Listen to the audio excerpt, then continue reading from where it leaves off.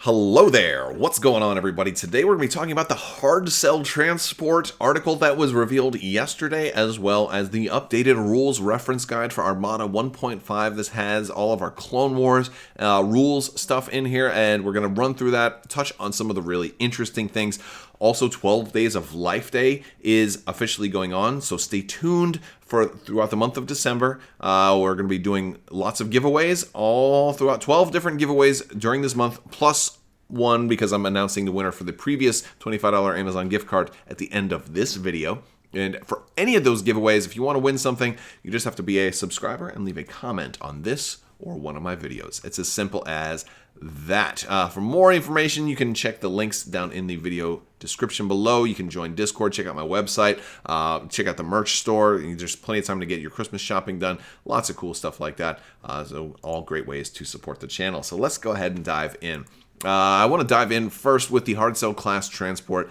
This is maybe the most impressive thing we've seen in this whole article today, primarily because the Hardcell class transport is a dedicated small ship that is like just a dedicated support, like a really, really good support here for this particular ship. I don't think we're going to get a whole lot of small ships for the Separatists. There's just not that many, and while there may be one or two more that they can do, they're not going to have the wealth of small ships that other factions tend to have. Most of the ships that we've seen that are canon, that we've seen on screen, most of them tend to fall into the medium or larger ship category based on at least their measurements and their length and width and their overall size. And so I think they wanted to really maximize what they could do with this, with the two versions of the ship cards that we get here, because they're very different. So the ship, it's got decent maneuverability. It's got two for at speed 1, and then it's only got it's got two more for speeds 2 and 3, but they're spaced out a little bit. So the faster you go, you start to lose some of that yaw, but it's not too bad. We've got 5 hull on this ship, which is pretty good for a small ship. It's also got a brace tokens. We've got an evade, a redirect, and a brace. So a good suite of defense tokens now, especially since the evades are actually improved. We're going to talk about that once we get to the second half of this video, which is going to be the rules reference. This is a little bit more expensive, though, for a small ship. It's at 47 points, and this is our cheaper version. Our next one's going to be even more expensive. So you're really getting a lot of stuff in this small package, and that's what you're kind of paying for. One of those is definitely the brace on a 5 hull ship. This is going to give this some survivability for sure, and that's a really good thing. Now it's a Command 1 ship. It's got 2 squadron on this version and 3 engineering, so it can actually repair some damage fairly easily, which is pretty good. 3 engineering on a small ship isn't that common, so it's pretty cool to see that. We've got 2 red and a blue in the front, and then 2 blue on the sides. Nothing in the back, so it has no rear armory, which means you're not going to be able to salvo against a ship attack. And I say that because we're going to be looking at one of the cards they show in this particular preview that deals with salvo. So I'll talk about that more when we get to it. But I think one of the things that makes this ship really interesting, it has the droid and transport trait, but below that, over here, you're going to see the upgrades. We have 2 officers on this, which is really cool. Makes really good for a dedicated support. 2 officers is very rare to see, or more than 1 officer is very rare to see on any ship. So the fact that we're getting it on such a cheap ship is mind-blowing. This gives you such incredible possibilities, and this is not a unique ship as well. We also have the support team, which is a great support option. There's going to be lots of really great options to put in that slot, as well as the fleet support upgrade, which is huge. I mean, I've never seen a better dedicated support ship than this. It's absolutely spectacular. It's a little expensive, but it's got some firepower. It's got some defensive power because of the brace and that 5 hull. It's got some maneuverability. And has incredible support. I'm blown away by how awesome this ship is, and it can push squadrons a little bit too. I feel like this is a ship that can do everything, but excels at support. So it's a jack of all trades and a master of one, as opposed to a master of none, right? Like it rhymed. A little bit of dad humor. But this is, I think that's the nickname for this one: a jack of all trades and a master of one. And that being support. So really great support options. So many ways to build this ship. And then we look at our battle refit, which is very different. This is also the type of ship that is really they've made the 2 versions so distinct, so different, maybe more different than any ship we've seen before, with the exception of maybe the ISD, because it has 4 versions. These 2 versions are like night and day difference. We have an extra die for anti-squadron. We add a black die, so we got a black and a blue there. We lose a squadron, so it's not pushing squadrons. This is not going to be a carrier. 52 points here. We're upgrading all of our blue dice in our armament, in our ship armaments, to red dice, which means we are much stronger against ships and much stronger against long range. By the way, this ship has all of its guns pointed forward pretty much, and that's kind of why you see the battery armament the way it is. And you've got very, very different upgrade slots at only a single officer here, but you have offensive retrofit, defensive retrofit, which is interesting, and turbo laser. So turbo laser always going to work well with those red dice ships that want to do nice things at long range, especially if you're pointed towards your opponent. And their front arc isn't half bad. It's certainly wider than the Munificent's front arc, while not being necessarily that wide. It's a fairly decent front arc. But I think Turbo Laser is going to be great on this. This is going to be that ship that wants to kind of line up in a firing line and be your ship that you can kind of swarm with, and also have a lot of long-range firepower, kind of like how CR-90s and or Hammerheads kind of serve the Rebellion. This is going to kind of perform that role for the Separatists. So very different roles for these two. Very, very different. Dedicated shooting platform kind of, and dedicated support right there is kind of how I look at those. And also the defensive retrofit on here too. It means this can last potentially even longer. Which means if you were doing maybe just a small ship only build for the Separatists, this would make a possible flagship candidate. Although, granted, I really struggle to make a small ship my flagship, but sometimes you got to do what you got to do. I mean, it worked for the Pelta and some of the Rebel ships, and then it has a brace, so it can work.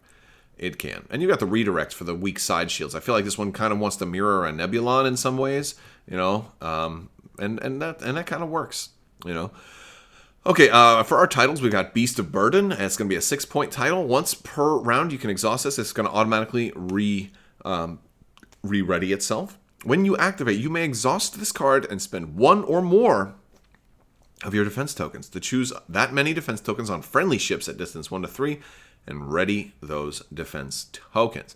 This is the perfect support title for a support ship. So you take this on the transport version probably, just to have this be that ship that's doing everything else in its power to support your flagship and the bigger ships of your fleet, and it's going to continue to do that. Get that brace ready again on that Munificent. Get those defense tokens ready to go.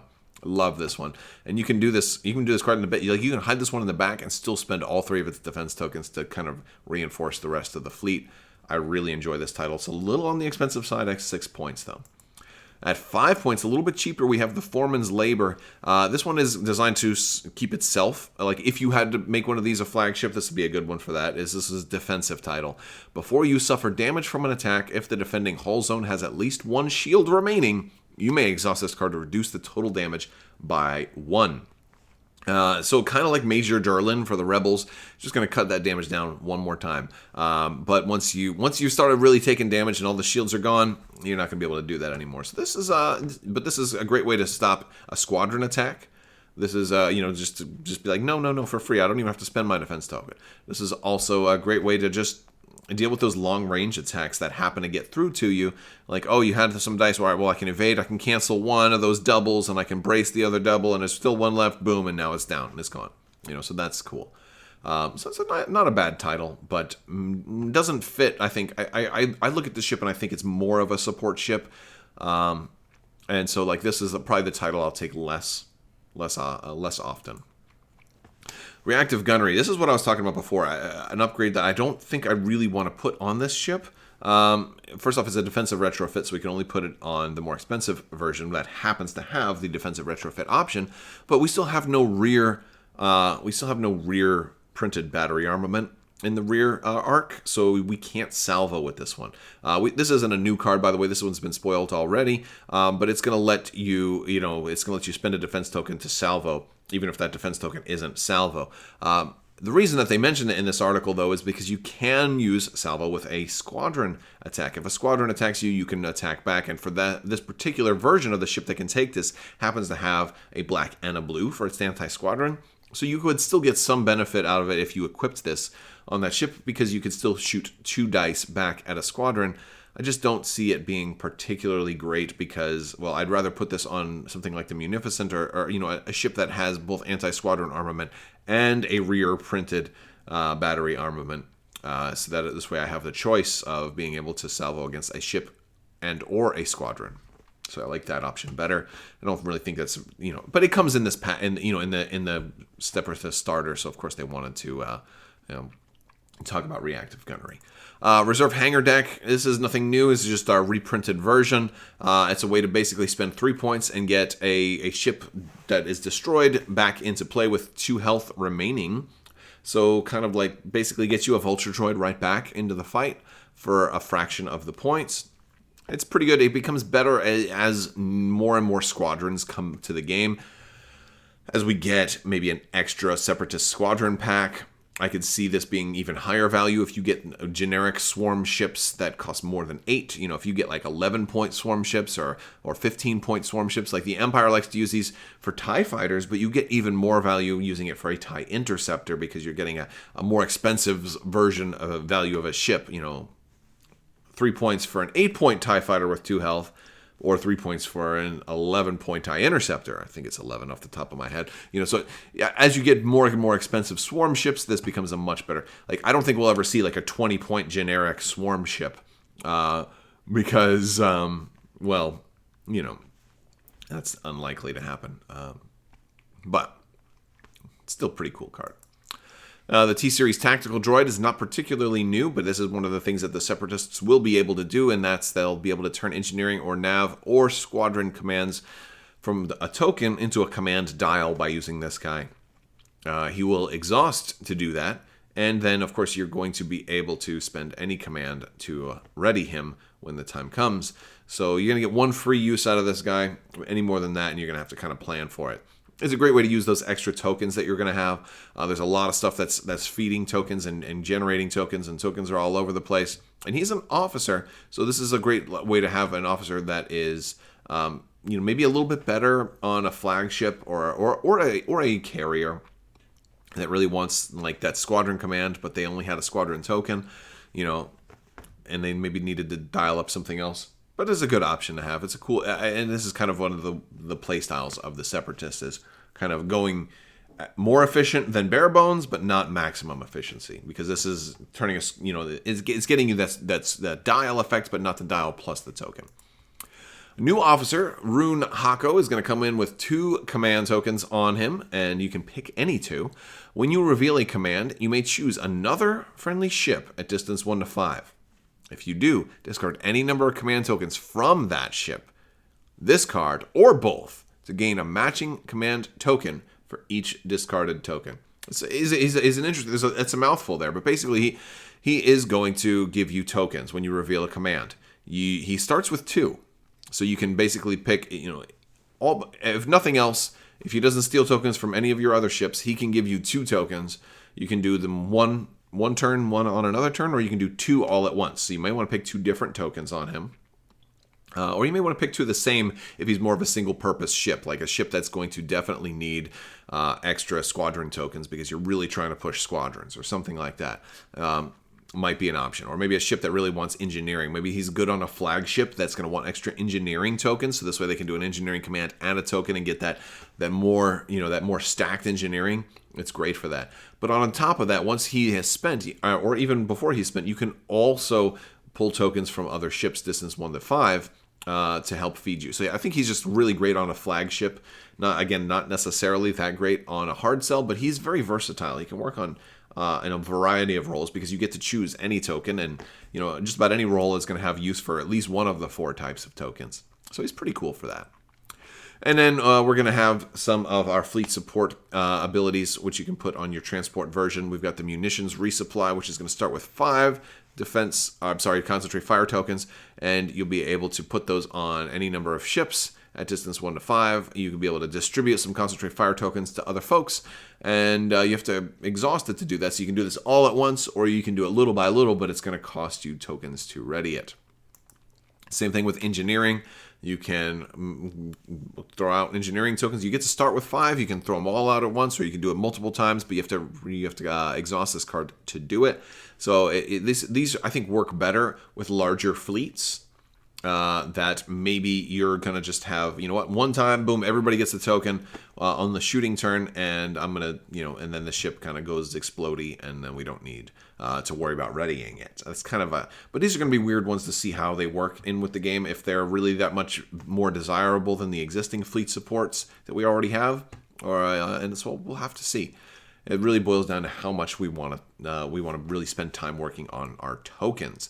And I think that's maybe the most interesting part of all of this. Next up, we're going to look at our rules reference. So let's take a look at the rules reference guide, because this also came out. So we have a lot to talk about, but ultimately, I think the Hardcell is really, really cool. I'm looking forward to playing with it. I love that we got 2 versions of that ship that are very different. Okay. I'm not going to go over everything in here because this is a pretty big document, but I'm going to touch on some really interesting things. All the stuff is in blue. Both of these articles were posted on Fantasy Flight Games yesterday. So if you go to fantasyflightgames.com, you're going to see the articles there. But we basically they've got upgraded errata, upgraded glossary, so you can see new versions of all the big changes that are going to be coming in the upgrade card pack. So if you don't have your upgrade card pack, you can go over that here. Updated FAQ, they've got some card clarifications, updated quick reference guide, and permission to photocopy. You're probably going to want to photocopy this one. So we're going to, most of the blue that we're going to see here is just clarifications, and also other things that were either posted on a ship's rules insert, like the huge ship rules insert, or the Wave 8 rules inserts that went in with all the ships, or things that were posted on forums that were commonly known but just not in the rules reference guide. So there's a lot of blue here. One new thing is the focus token, which I believe is new, but it's now it's going to be the blue other side of the chaff token. So that's how you're going to differentiate chaff and focus, because we got those swivel turrets that use the focus token. Let's see. I want to go down. There's some interesting stuff about how they actually defined a flotilla here. And while that might not be new, I thought it was interesting that they defined a flotilla as actually having 2 ships on one base. Which is interesting because that means we're not going to see like a 3-ship flotilla. But it does not say that they have to be small-based ships. So we could, in theory, get medium or large-based flotillas someday. That would kind of be interesting. All right. And this is a good one. This is, again, a clarification, but it's one thing that I used to play incorrectly, is that when you do a concentrate fire or any command, you must decide whether you're spending the dial, the token, or both before you resolve that command's effects. And this the big thing here is that when somebody concentrates fire, a lot of times they'd be like, I'm going to add a die here, but I'm going to save my token for the next shot because I've got you double arced, and you can't do that. And it's just a good clarification for that, because a lot of people were unclear on that. We've got some stuff about our new defense tokens here. The salvo and contain both were never in the original rules reference update, because they were, because they were defense tokens that were added after the original core set. But those aren't necessarily new right now. Salvo's been out long enough, and I've already done videos on salvo. But you can read about it if you want. Evade is the one that got a big change here, and even though we've talked about this a little bit, it's nice to see the official wording, because it does clarify one thing. So if you're unfamiliar with Evade, the big thing with Evade is that now it also works at close range. It does the same thing it would do at medium range. It does that at close range now. So your evades now will be able to cause a reroll, both at close range, close to medium, and also at distance 1 to 2. In case, and granted, that's basically close range. But just for clarification, sometimes an attack, like if it's a squadron's attacking you, they're attacking at distance 1 or distance 1 to 2 if you happen to have Major Rhymer. Major Rhymer.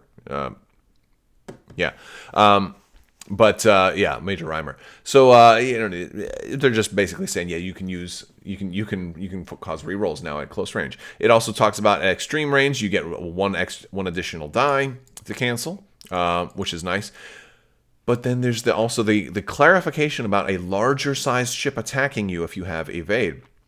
And I like this because we had heard that it basically was saying that you could, if you spent if you discarded the token, you could cancel an extra die. And I was like, all right, but does that mean it has to be green?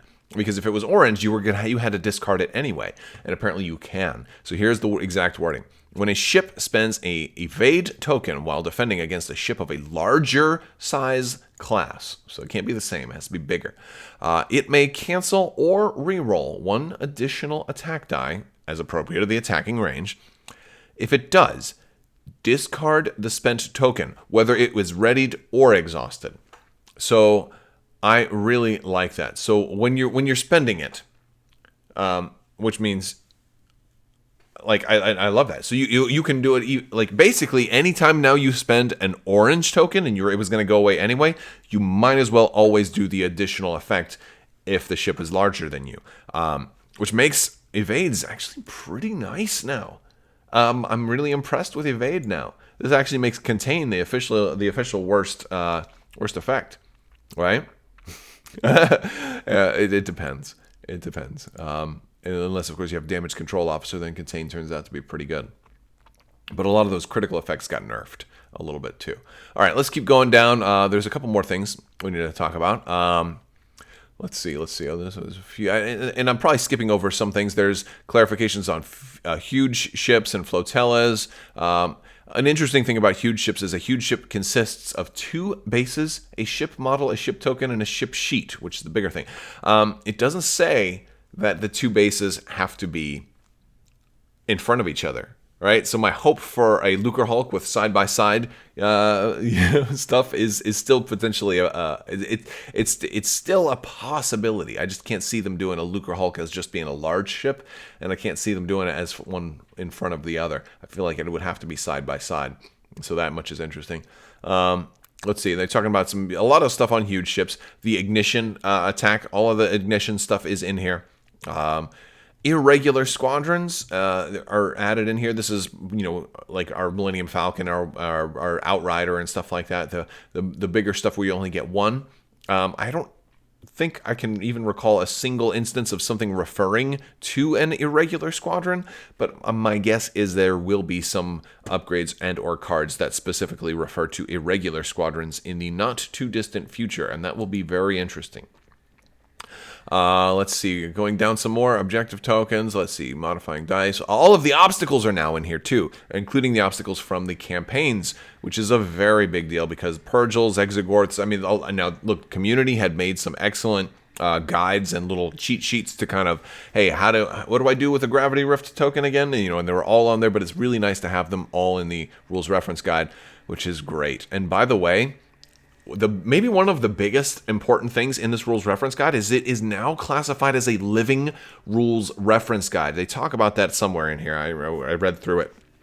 But what makes that so big of a deal is kind of like Legion and X-Wing. When there's anytime a new expansion comes out, they have the ability to just update it in real time. They don't have to wait years in between rules reference guides updates anymore. They can just update it in real time, or at least a lot closer to real time whenever there's a change that matters. So that's a big deal. It means we're not going to have to go back to the dark times where you have to save every single ship rules insert. This will be the most current thing. This will be the most updated thing. This is excellent, and you definitely want to print it out and have it bookmarked and check back often, because this will happen. This will get updated a lot more frequently. We'll be able to talk about it more, and this is just a really, really good change for the game, for our sanity, as well as judges and players but it doesn't say in the rules reference guide. I'm like, oh gosh, it says in Wave 6 this ship's rules insert, and or it says on in an email from Alex Davey, or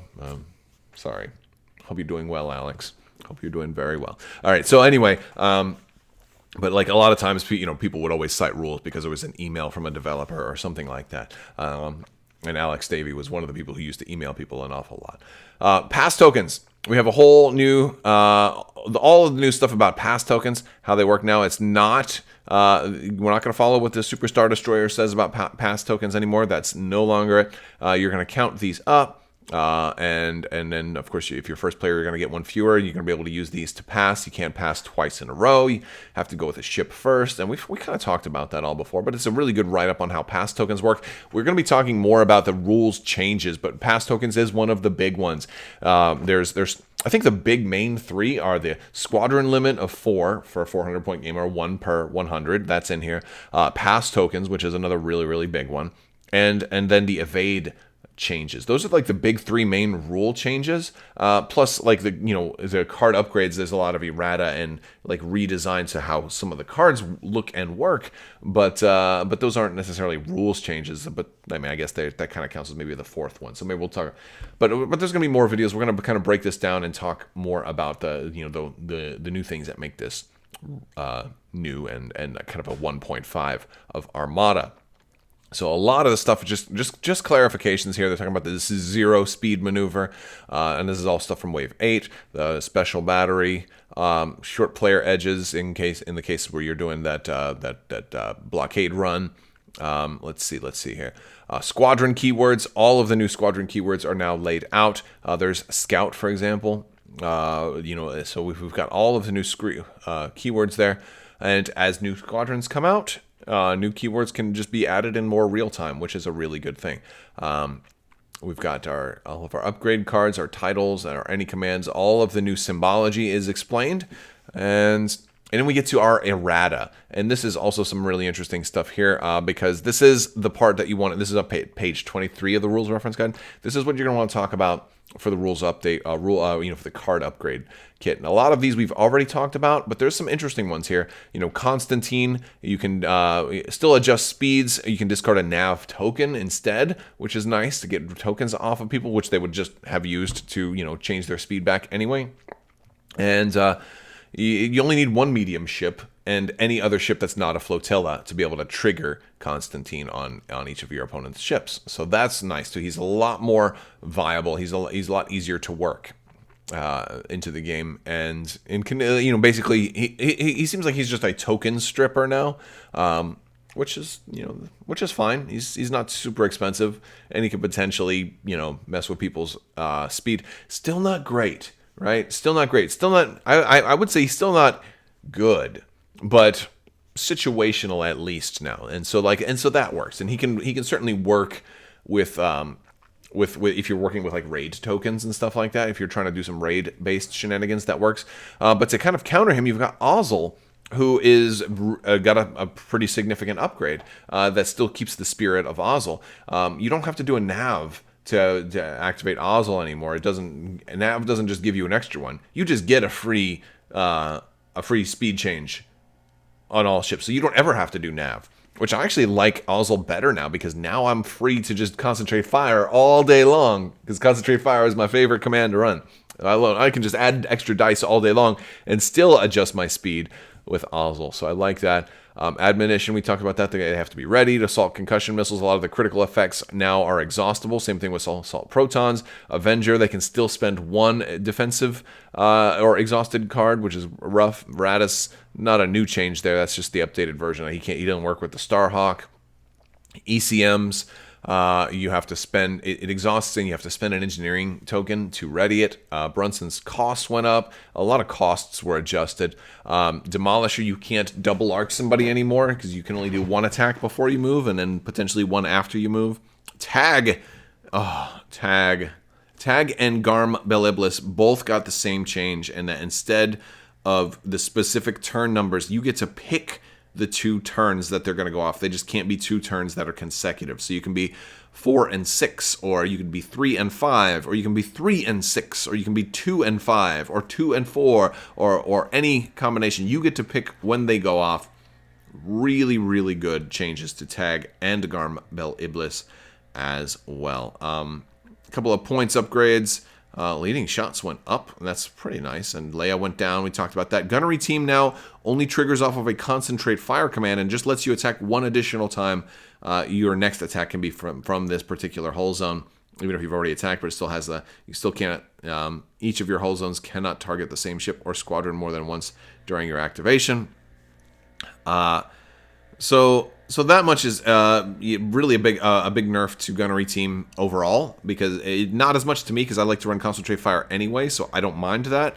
But it is a nerf to superstar destroyers. Huge ships cannot now do 3 attacks out of the same arc anymore, which is interesting. Let's see. Mon Mothma looks like she's just updated to reflect the changes with evade. Slicer Tools begins the game exhausted, which is really interesting. After you execute a maneuver, you may exhaust this card to choose an enemy ship at distance 1 to 3. You can choose a new command on its top dial. You can ready it with an engineering token. So this one is going to be a little harder to use, and I think that's an acceptable nerf to Slicer Tools, because Slicer Tools is kind of a pain in the butt, right? I mean, I think it is. And then some wording changes on a couple of things. Ordnance Experts, only 2 black dice. Quad Turbo Lasers is now a modification, which that's a pretty big nerf to Quad Turbo Lasers, because you used to be able to run Quad Turbo Lasers and Spinal Armament and get a lot of extra dice. I used to have extreme amounts of dice while using Quad Turbo Laser cannons. I don't think I will ever use Quad Turbo Laser cannons again. There's no way I'm going to take a slim chance of an extra die versus just Spinal Armament, which is cheaper and is a guaranteed extra die. Like, I will never take Quad Turbo Laser cannons again. I say that, and then they'll come out with a ship where I'm like, crap, I really need Quad Turbo Laser cannons. It just seems like it's a terrible card at 10 points to be using your modification now. That was the whole reason to take such an expensive card, was that you could get an extra die for it. You could get an extra, because you had to roll a red accuracy, which was slim. So yeah, I'm unsure about that particular change, and it's loud because I've got people outside doing leaf blower stuff right now. So XI7, a little bit of a boost. Heavy ion emplacements, just the rewording, just to be more clarification. Yavaris got a big change. Yavaris is basically, the squadrons just get an extra die instead of being able to attack twice. It's a common sense change. It's a good change. Yavaris players who really lived and died by Yavaris are not going to be happy with this change. I didn't run Yavaris that much, but I've had plenty of excellent success with Yavaris over the years. I understand why this change was made. It hurts those builds that were using Yavaris, but it doesn't. It still sticks to the point of what Yavaris was supposed to be. It's like good for those squadrons. Still lets a B-wing roll 3 dice. Doesn't let a B-wing make 2 separate attacks with 2 dice each, though, and 2 potential critical effects. And I think critical effects is one of the big things for Yavaris' chains. Like Luke Skywalker could go through shields twice and roll, like Luke could do crazy things with Yavaris, and anybody else who ever came out with a really cool critical effect, So yeah, like that kind of is a problem. You still have other ways to be able to make somebody attack twice, but not, much fewer and much more limited.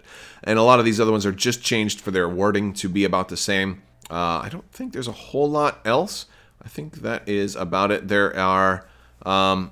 There's an updated rules reference and just some clarification there, and then the blah blah blah. We are also looking at some card clarifications down there at the bottom, but I think we covered all the main big stuff. I think most of the big stuff is already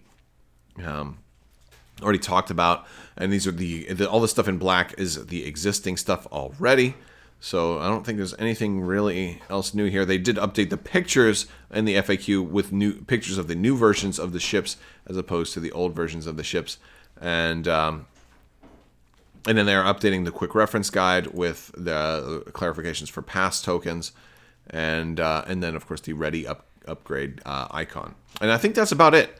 I think that is about it. All right, guys. Well, that was a lot to talk about. Hopefully you stuck with me. We do have a giveaway winner to announce, and that is going to be subscriber Galaglouch. Hopefully I said that correctly. You just won a $25 Amazon gift card, so be sure to hit me up via email, and I will get your details, and we'll get you squared away.